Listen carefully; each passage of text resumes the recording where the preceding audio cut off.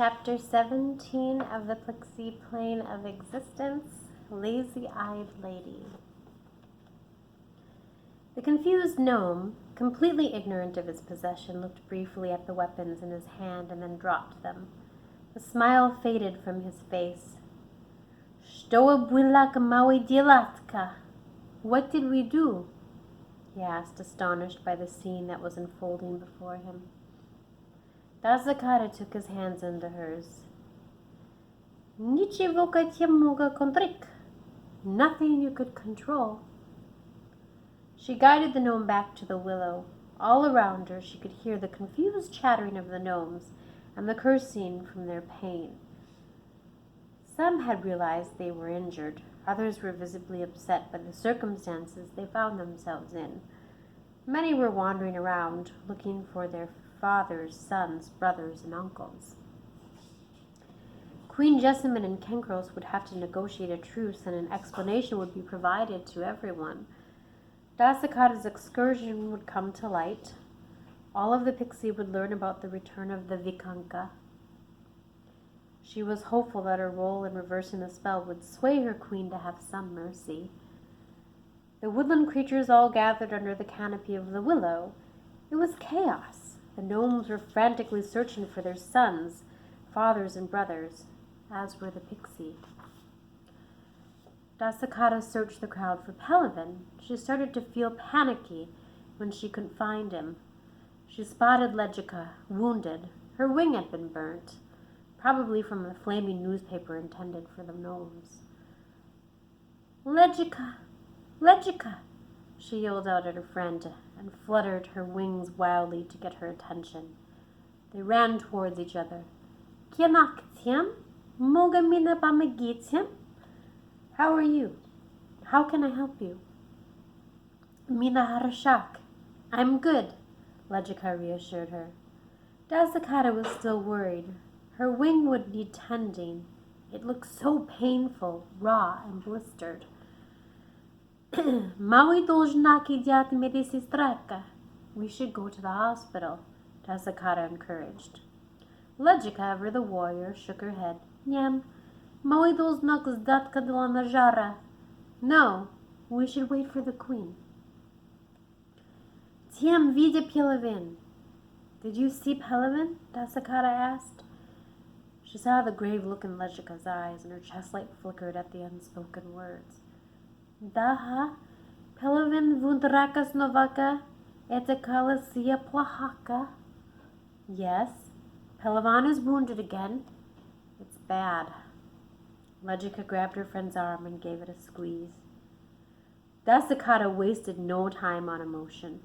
She was numb from the fight and only cared about her finding her love. "Mina, nadak ichtakunkol." "I need to find him," she called out after her as she flew toward the willow entrance.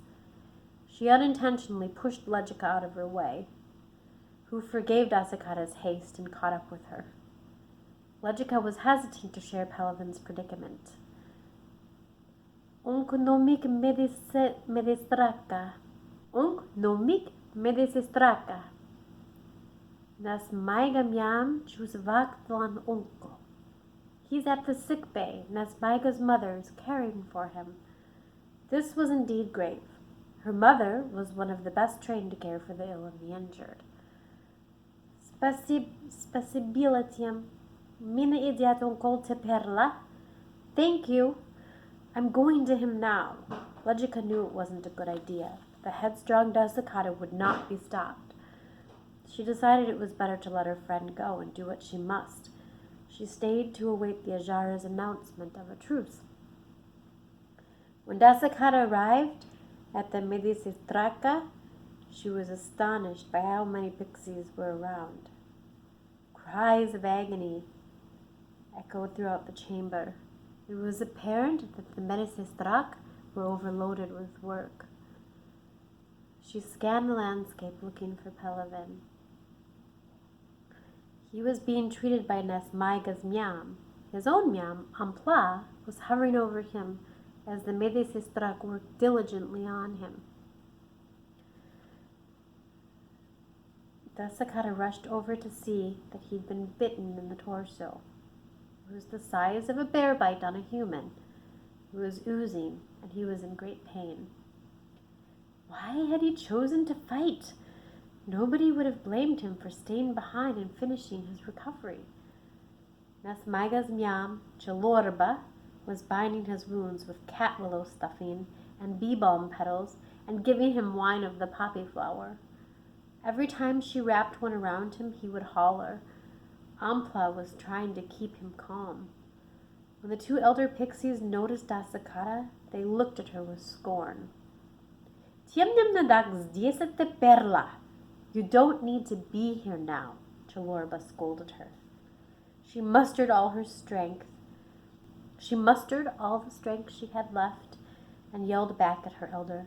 Mina nadak zdjesa oba Pelavan. Tokata onkal pasilata mina vawala. I'm here for Pelavan. Only he can send me away.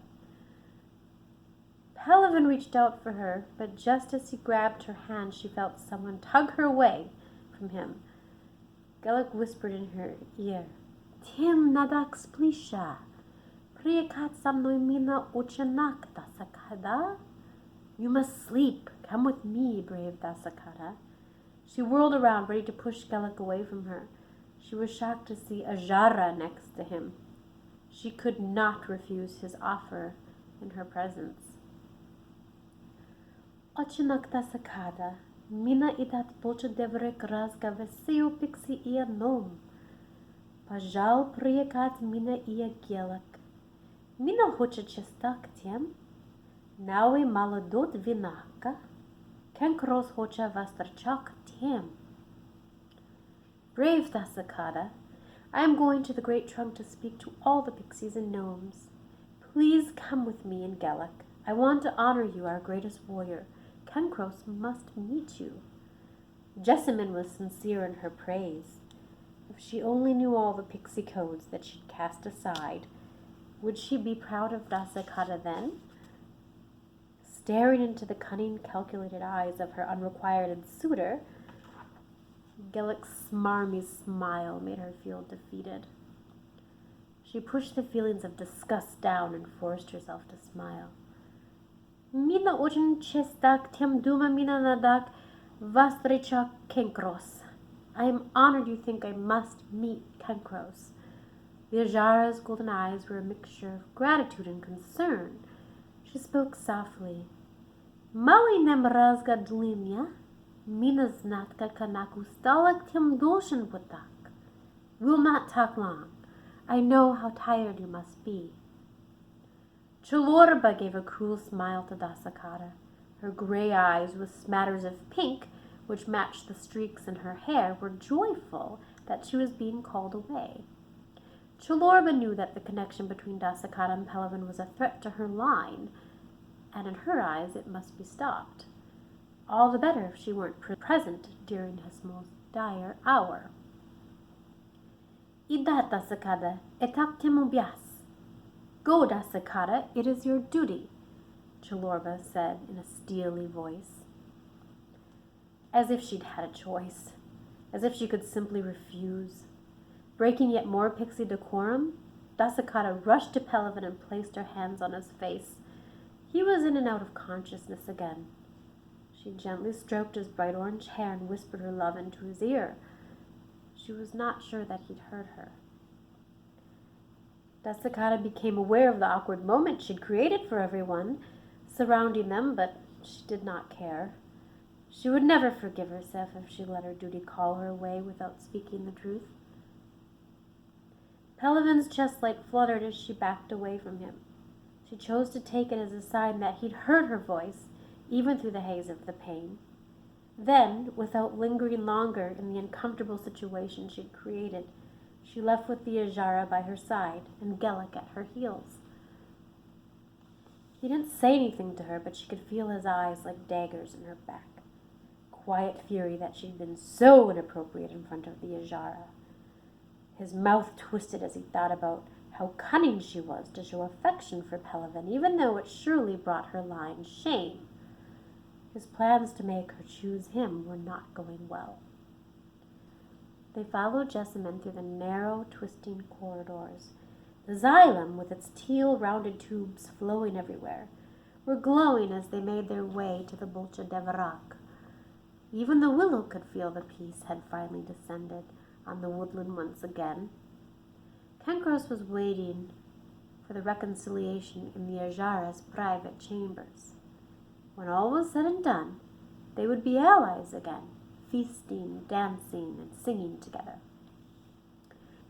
The doors to the Bolcha Deverak remained closed as there were many pixies and gnomes spilling into the hallways, waiting patiently for them to open. Of course, the gnomes towered above their counterparts, their heads scarcely below the ceiling. The willow was not the most comfortable of places for them, being so tall. The trio entered the queen's chambers, where there was a secret doorway that led to the Bolcha Deverak. They would be able to speak privately with Cancros and his Nomachik, guardian warriors of the king. Gelik and Dasakata would be the only Mlad Uchanak representing the pixies.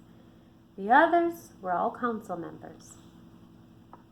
Ajara Jessamine was majestic. She was golden from head to toe, and when she approached Cancros, he had slumped shoulders, his blue eyes downcast. The rusted wagon wheel ring that had been fashioned into his crown hung heavily in his hands. With grace, Queen Jessamine put the crown back on his head and took his hands. He towered over her, but she did not fear him. Pity that such a great creature, who was kind and wise leader, should feel any shame. Mina Sladkoya Kajara, my sweet queen, he began. Etak mina bolcha grusnak, mawis barak vinakat, prativyak nawi drusyaka. Da jest, mina niemznaka kanak nuk mawi ashlam sa mной sumnash. Mawi sumniem nawi, tilok niem nawi, etak tulkata объяснатка мина мога дата тем. Мина праса тем мерседя и ямаwi isprava bratstva. It is my great shame that we've waged a war against our friends. Truly, I do not know how, but we were overcome with a madness. Our minds were not our own, our bodies not our own. This is the only explanation I can give you. I beg your mercy, and that we mend our brethren. Jessamine accepted his apology merrily and honored his humbleness. She told him that no fault would lie with the gnomes. It was obvious now that magic had been involved. She glanced at Dasakata, her golden eyes seeking the answers. Wise Jessamine knew her troubled subject could give them all insight into this tragedy. That was why she was called here.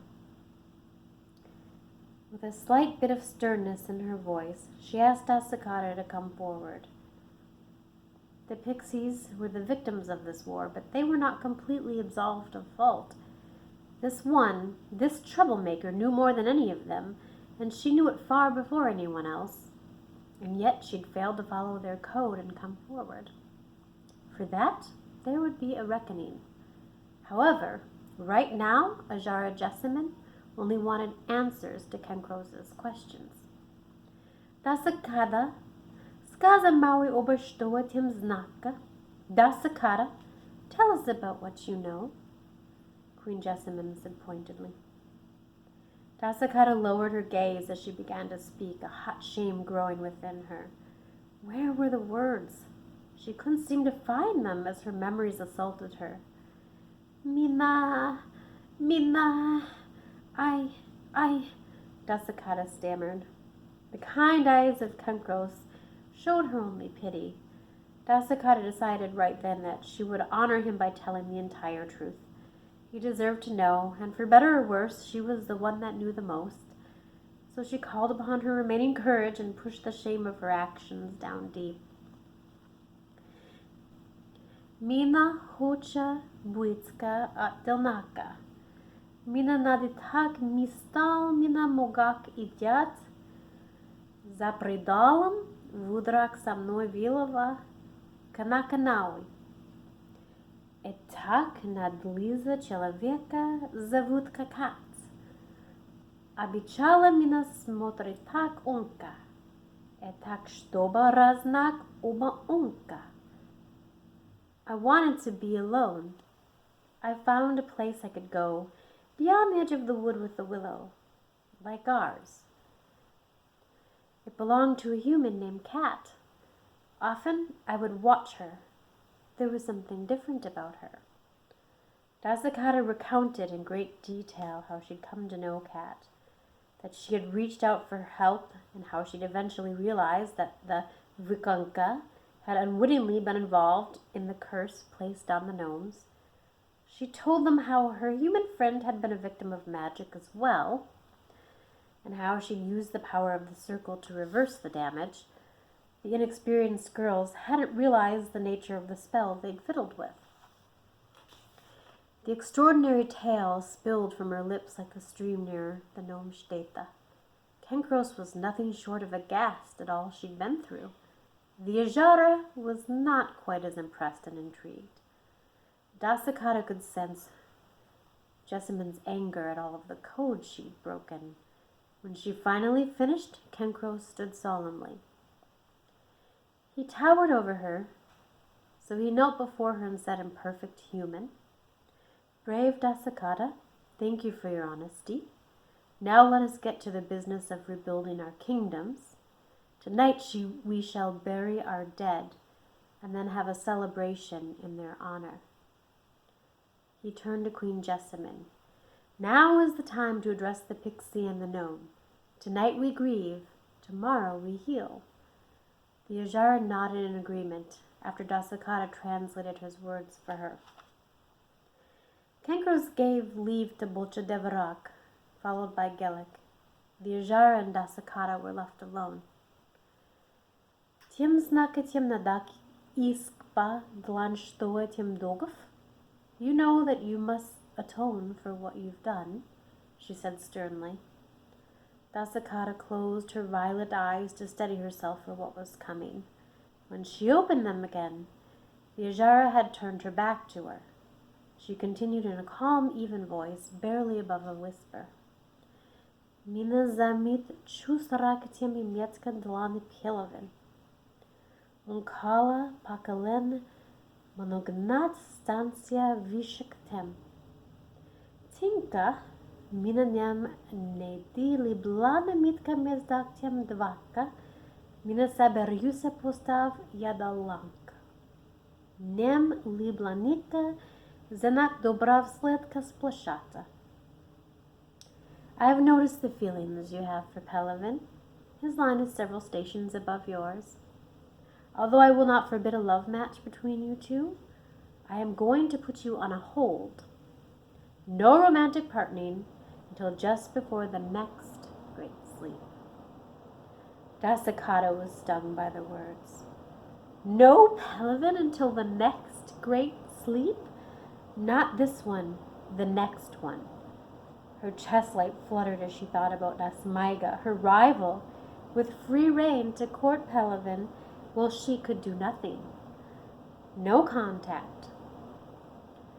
She straightened, jutted her chin out, and made her wings stand tall. She would not beg. She must restore her honor by abiding the queen's terms, then she would. "Mina Panyalak. I understand," she said proudly. Jessamine cast her golden eyes downward. "Тем много идят сейчас. Идат вече тем героя. Нукникок что этак скулкетем. You may go now.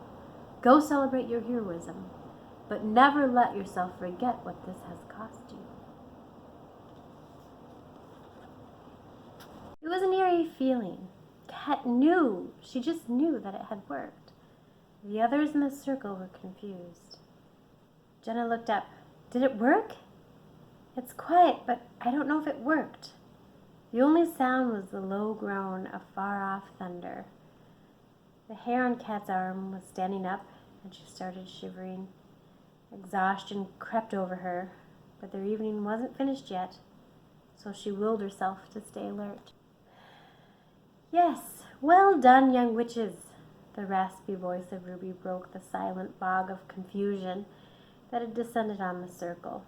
She could tell they were disoriented, having practiced demanding magic. When it was clear that they had succeeded, they celebrated exuberantly. Winnie and Jet hugged. Dylan and Kat exchanged a fist bump, and Jenna let rip wild bouts of laughter.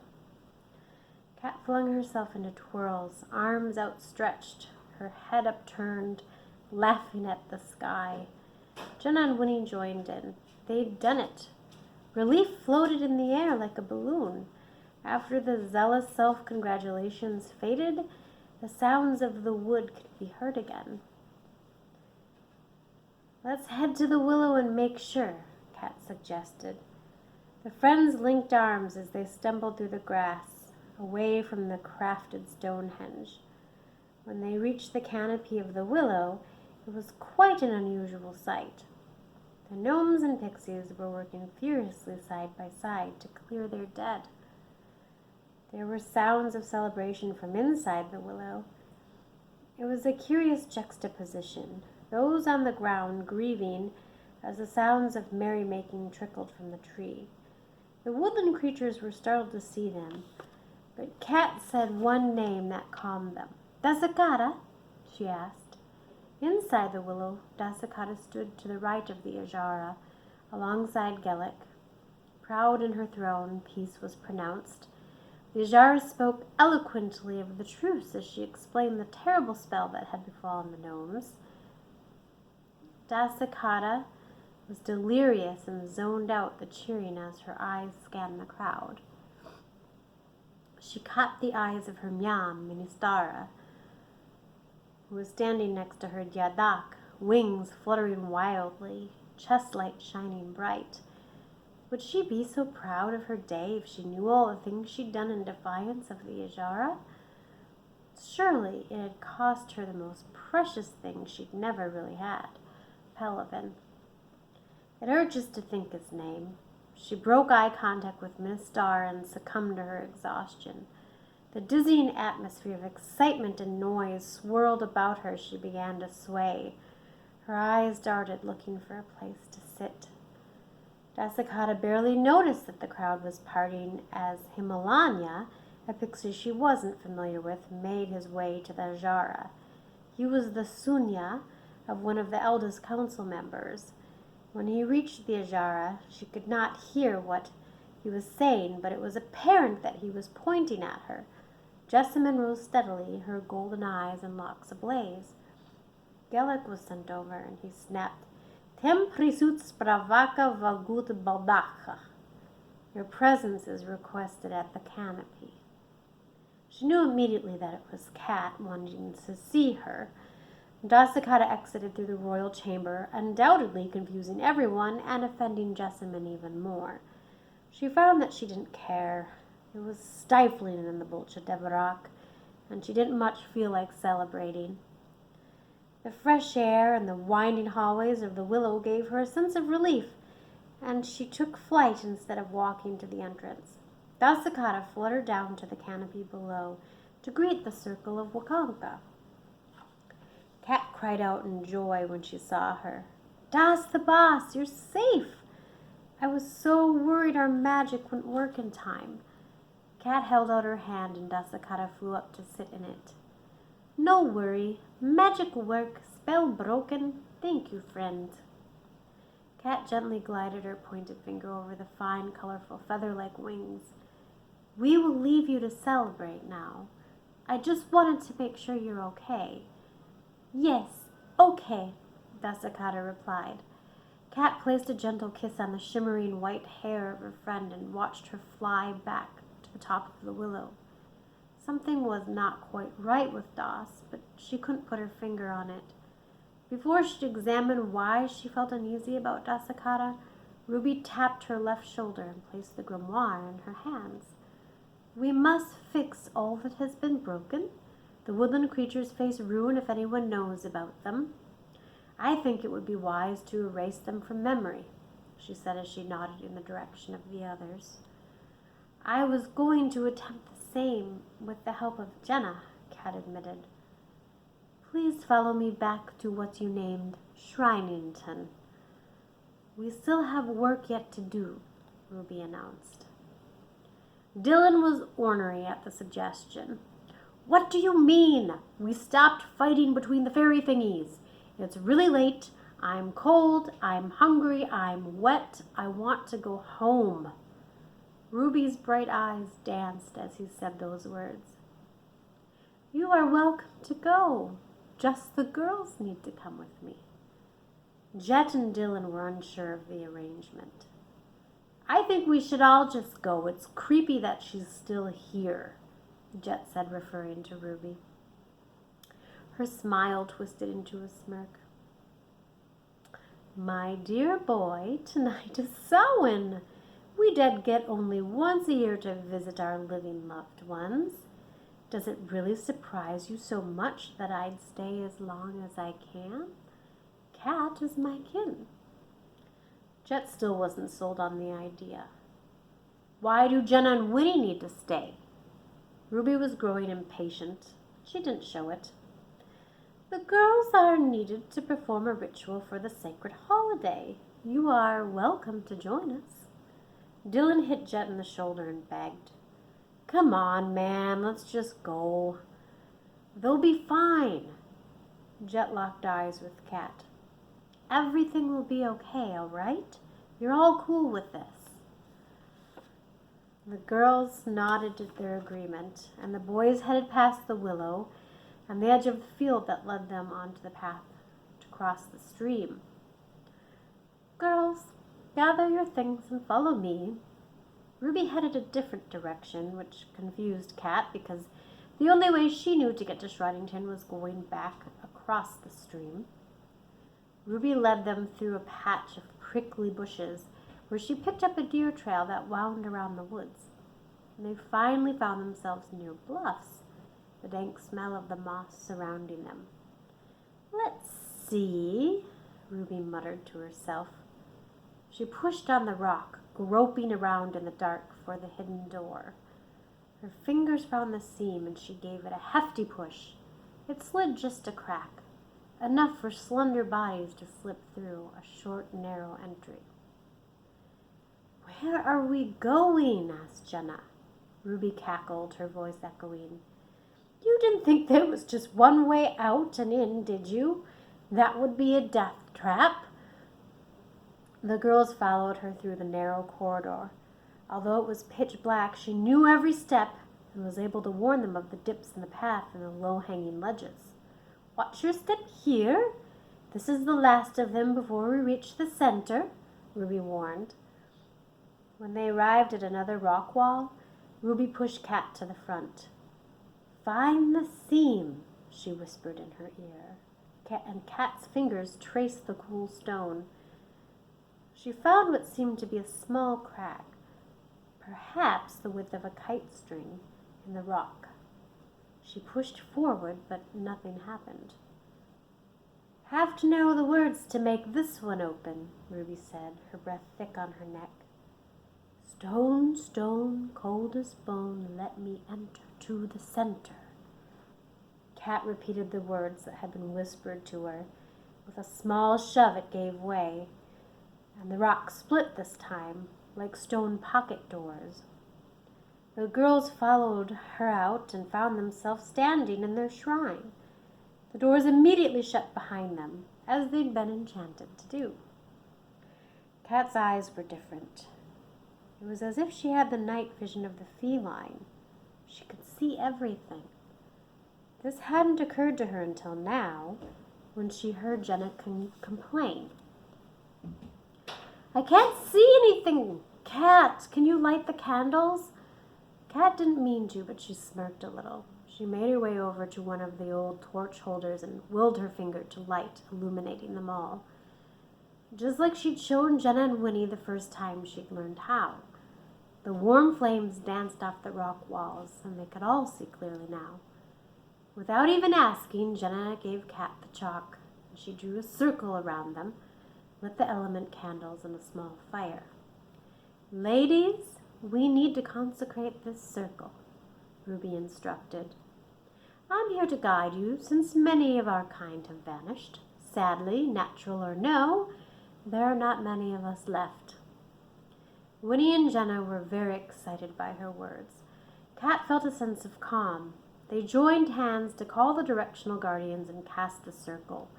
Ruby stepped forward. She took salt from the pouch fastened to the sash around her waist and placed it in each of their palms. "Lick the salt and declare that you are a circle." The girls each licked their palms and said in unison, "We are a circle. Maiden Mother Crone, acknowledge us." And Ruby's skin was not as fresh. It appeared as though it were kissed by the blood of the living, but now it had started to dull. "It is done," she nodded. "Now that you've been bound by an elder, I have another request of you. It must be done freely, with your discretion." The girls looked at each other, confused and curious. "Go on," Jenna prodded. "I think it's wise you cast a spell to make all forget that need not know the intricacies of this night," Ruby advised. Kat looked at her properly initiated circle, well aware that they would not be part of the need-to-know crowd. Ruby had planted this idea in her head by telepathy, and she agreed, for Dasakata's sake.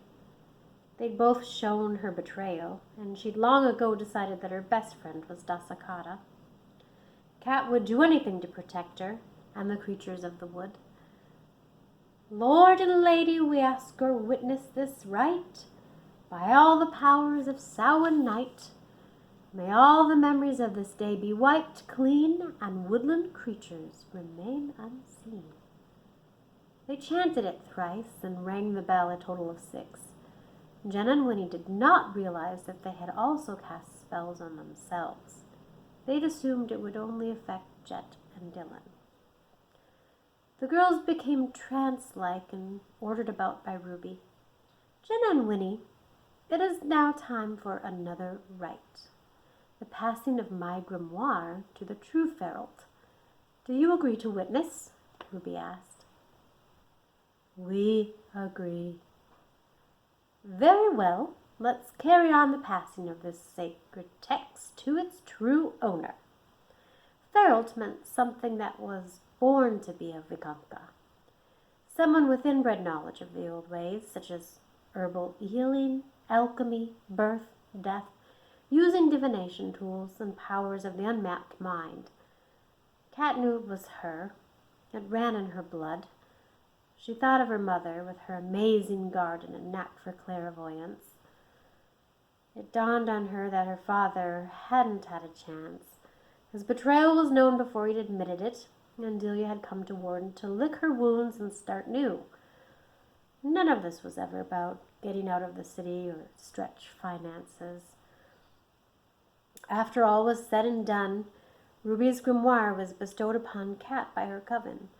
The name changed on the cover from Ruby to Katerina. She watched in awe as the leather swallowed it and spat it back out as her own. She traced the fine gold lettering with her finger, and the title turned to flame.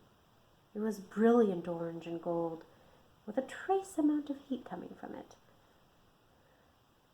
"It's majestic," Kat gasped.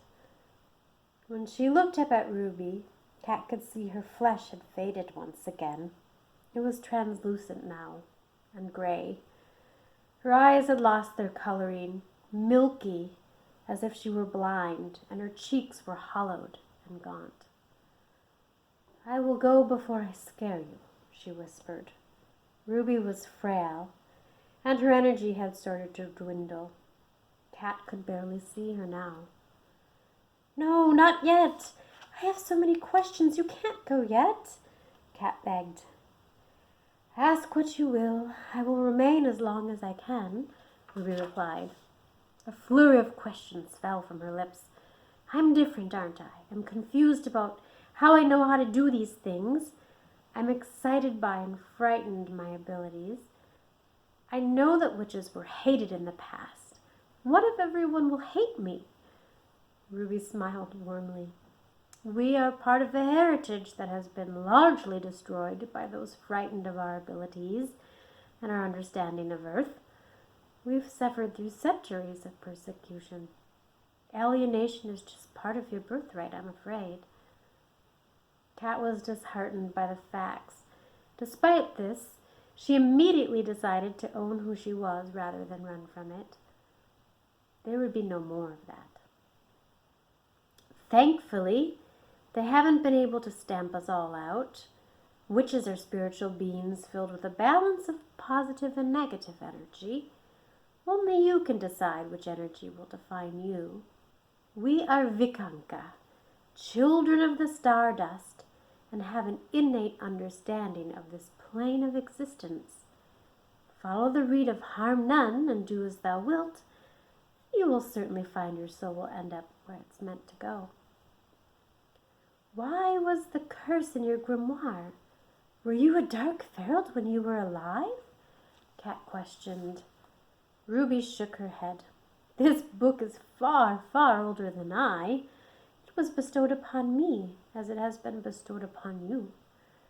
I did not have time in my mortal form to know all of its intricacies. I am glad, lass, that I was able to help you restore the balance. Ruby touched her necklace and warned Kat. This is no ordinary necklace, and I spelled it so it would find its way to the next guardian. Protect it with your life. Her finger brushed Kat's cheek. It was so faded now that she could barely feel its chill. Ruby's voice was but a whisper in the wind. Think of me, great-great-niece. It was an honor to have met you. With that, she was dust, scattering in the wind. Particles swirled about, separated, and then disappeared. Stardust. Kat sobbed at the emptiness. She finally realized that the strange orb she'd followed through the dark when she was lost in the forest had been Ruby. She'd heard her distress and become an apparition, a spirit guide. Kat was wistful as she squeezed the tears out of her eyes and composed herself. Winnie and Jenna awoke from their stupor to find Kat closing Katerina's grimoire. Well, that's all for tonight, ladies, she said nonchalantly. Did we even do anything? Jenna wondered aloud. Kat smiled. Yeah, I think we all did. We'll see. Neither one of them questioned her leadership. As they were trudging out of the woods, she'd almost forgotten the mess she'd left at home. That was until the shrill light of a flashlight blinded her. Freeze! A gruff voice warned, and the girls put their hands up in front of their faces, trying to block the light. I said don't move, the cop shouted. No, stop, it's okay. It's her. It's my cat. Delia's voice was high and tight, holding back sobs. Mom? Mom, I'm okay. I'm sorry. I have worried you so much, Kat pleaded. She knew they were all in big trouble. These girls haven't harmed you? Julia asked. Of course. Kat was too smart to give her the truth. No, I've just been... She was cut off by her mother. Kat could see the tears streaming down her cheeks.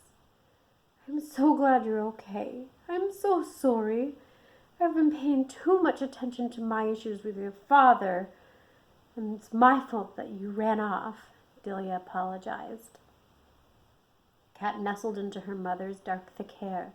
No, Mama, it's not your fault. They both sobbed and held each other before the officer intruded. We're going to need all of you to come down to the station and give a statement so I can take you off the missing persons list.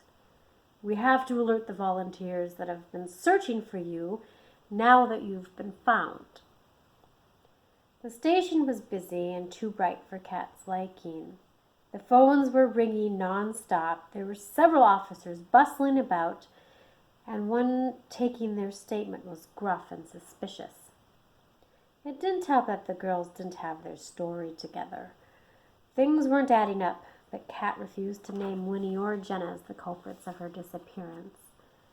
Her mother kept nervously glancing at her daughter, knowing that she wasn't telling them everything, but helpless to do anything about it. Steve sat next to Delia with a disturbed look on his face. The crease across his brow was deeper than she remembered.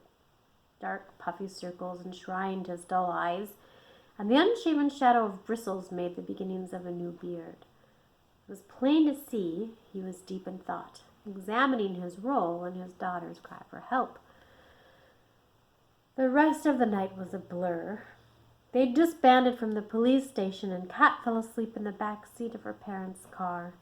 She awoke briefly as her father carried her up to her room and laid her gently on her bed. He kissed her forehead before leaving.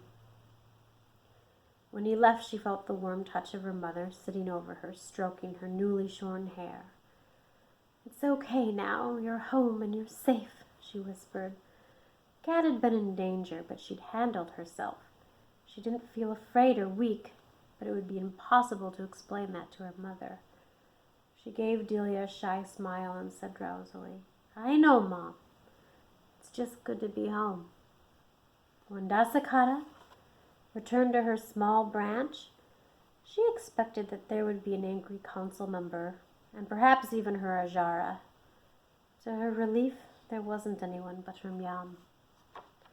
Ministara was waiting for her patiently. Her face was smooth and unreadable. Dasakara didn't have the energy to defend herself. She didn't need to. Instead, her Myam folded her arms. "Shh, it will be okay. We will think of something," she said to her in perfect human. "I cannot wait for great sleep," Dasakara replied, her voice shaking. Then she collapsed, holding on desperately to her Myam. Dasakara awoke in her hammock, disoriented.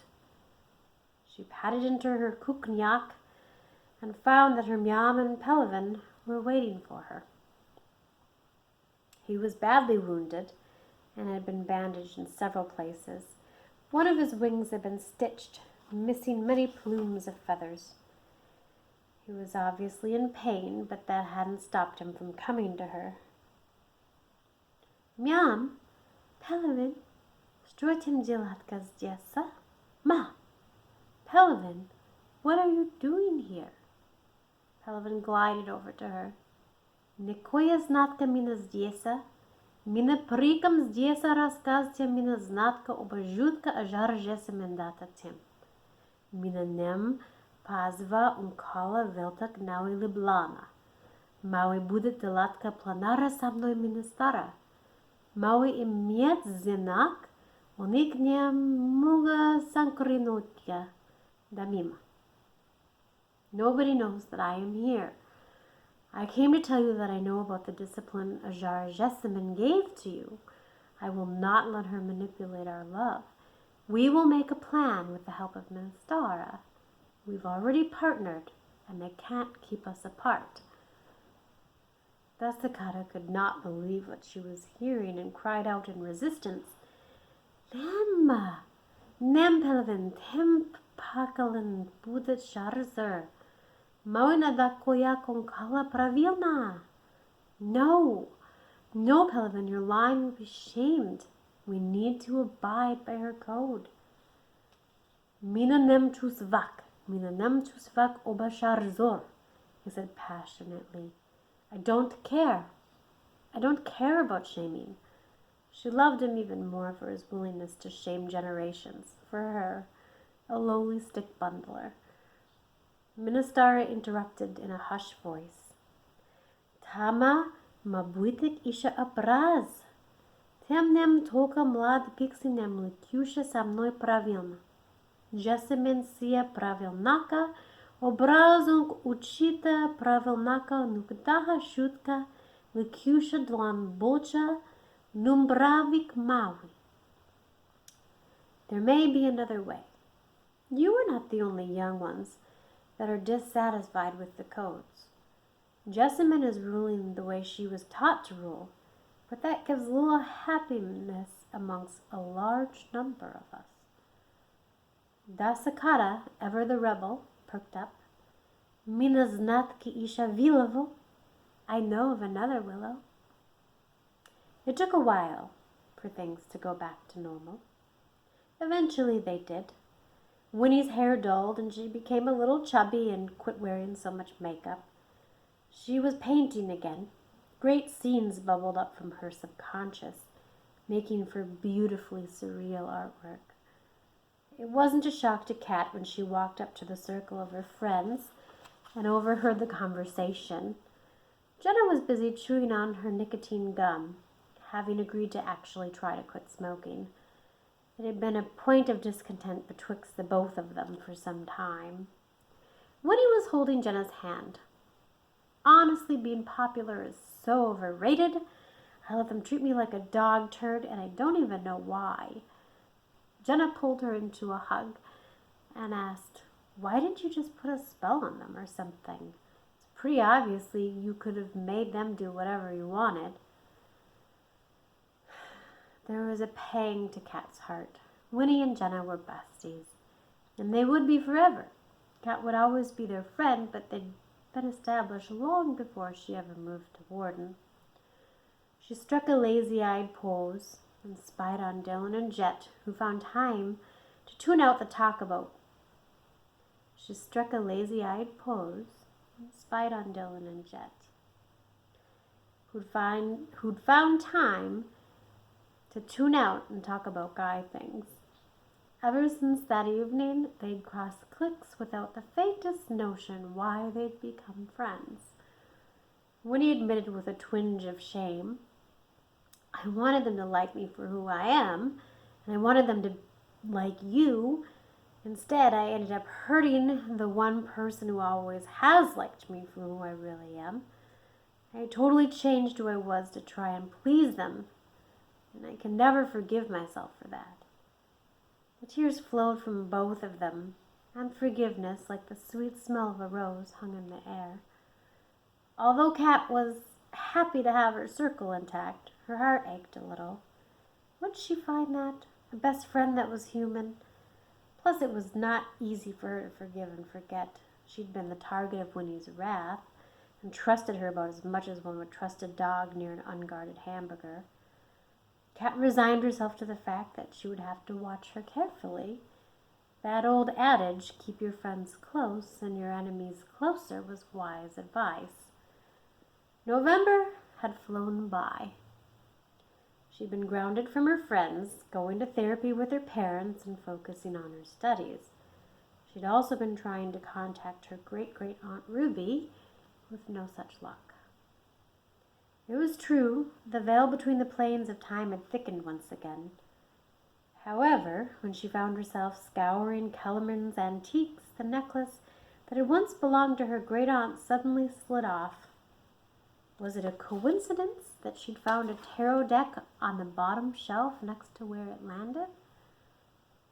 Spring couldn't come fast enough. Kat was dreading the approaching holiday, and although things were functional on the surface, there was much more healing that needed to take place. Kat's feelings about Jeff and Dylan had grown complicated, each one pulling at her heartstrings. There was nobody she could confide in. Jenna had taken on flirting with Dylan, and Kat could hardly falter because she didn't recall any of the activities from Samhain. And plus she had a knack for flirting with every guy in her path anyway. Dasakata, the rest of the Pixies were in the great sleep, deep inside their willow. Das had sneaked away one last time to warn her that if she came to the willow, she wouldn't find them.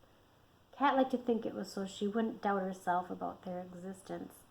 After all, everybody else had forgotten, and there were deep gaps in her memories of that night. For now, she would have to take comfort by fading into the background. Being a part of a friendship triangle wasn't so bad. She was teaching Jenna and Winnie to use magic responsibly, and garnered new powers with each mastered spell. The boys had completely forgotten Samhain night. However, Jet was still privy to their coven activities. He would roll his eyes when they gathered in Jenna's room. "Another Goth Society meeting? Don't hex me!" he would call from his room before slamming the door. It was confusing, but sometimes Thorne would act as if he remembered their night snuggled together under the willow. Her mind would wander back to the night of her first kiss and make her stomach flutter like Doss's wings. Often, he playfully put his arm around her in the hallway. "This feels so natural, am I right?" He teased her, scrunched up her face. "I don't know, maybe like brother and sister," she joked. Little lies to shield her heart were needed right now. Trusting others had become more difficult, even though he'd only shown her loyalty. Whatever their status, they were both happy to remain in relationship limbo. The only title she fancied for herself right now was Wikunka, guardian of the Pixie. Her secret place, her secret power, were enough to sustain her through the worst of her days in Warden. After all, to believe in yourself is the greatest magic. Now, if she could only talk to her mother about their ancestry. But that's another aspect of her existence, for another plane of time, isn't it? The end, for now. Thank you for listening.